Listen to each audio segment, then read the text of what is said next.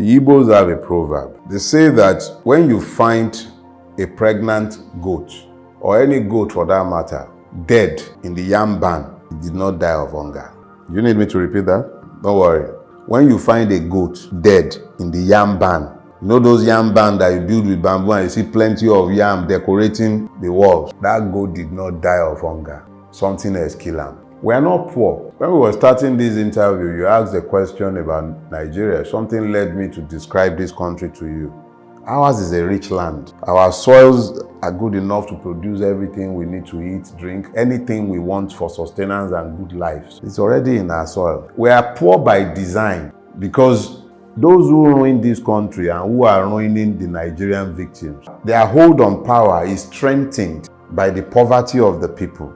A poor man's mind, an hungry man's mind is focused on survival. He's thinking about what to eat. He's thinking about what to drink.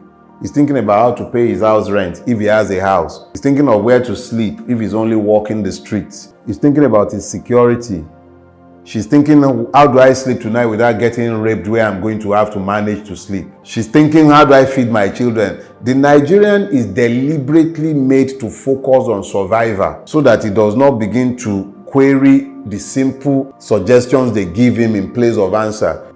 A man who is dependent on the grace of his political master to eat is not likely to query the wisdom of the political master who tells him that his neighbor and best friend is his enemy. So, you find that the Nigerian state deliberately weaponized poverty against its people. Even if you look at the palliative system, it gives you an idea of the weaponization of poverty that is endemic in Nigeria. You're going around, you'll be seeing several videos of palliatives being shared. Nigerians reduced to animals. Reduced to animals, scooping rice with sand, and we are not declared to be at war yet. You see Nigerians scooping food, hot food, off boiling pots, reduced to animals in a country where people are flying private jets all over the place. Reduced. You see young men reduced to beggars. So in essence, the leadership. It is leadership. It is the system, the governance system, and please stop using the word leadership. Just say ruiners. Look, if you want to be kind to Nigerian ruiners, call them rulers. Rulers are fixed in the moment. It's always about holding on to power. It's about maintaining hold on power. Those are rulers. Their job is to maintain themselves in power. And that's what Nigerian ruiners are. You can't call them leaders. Leaders see a destination in their mind. When they close their eyes, they can see destinations and they lead people in the direction of their vision.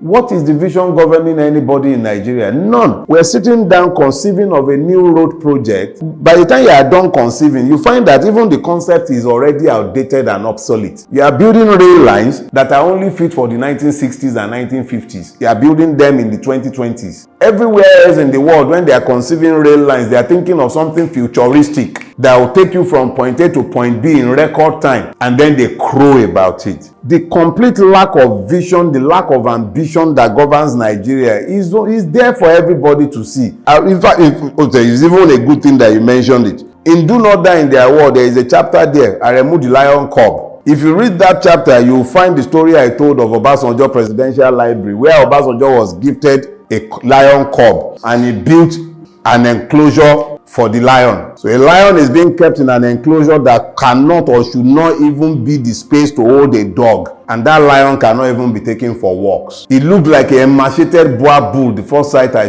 had of it. That is the kind of vision governing Nigeria. They can't see beyond the minute. The man, and that's the man, give it to him. Obasanjo remains the best of the lot that has governed this country, and yet the very best of the lot that has governed Nigeria, the extent of his vision when he was given a lion cub was to build an enclosure there is no more than about 3 by 3 square meter for a lion. Who is going to walk that lion? How is that lion going to get any exercise? Inside the concrete cage.